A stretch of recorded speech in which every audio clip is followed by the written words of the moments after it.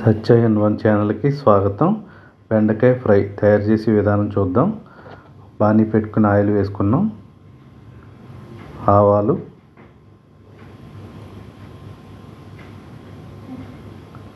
జీలకర్ర,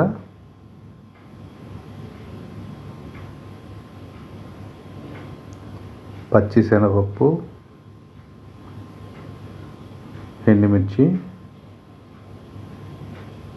కరివేపాకు ఆయిల్లో మనం ఫ్రై చేసుకుంటున్నాం. ఉల్లిపాయ ముక్కలు కూడా వేసుకుని లైట్గా ఫ్రై చేసుకుంటున్నాం.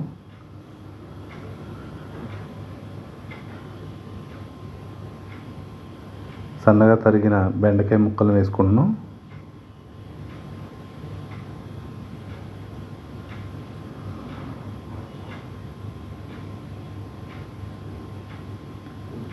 కొద్దిగా పసుపు, సరిపడా ఉప్పు కూడా వేసుకుంటున్నాం. బాగా కలిసేటట్టు కలుపుకుంటున్నాం, ఫ్రై చేసుకుంటున్నాం. సరిపడా కారం కూడా వేసుకుంటున్నాం.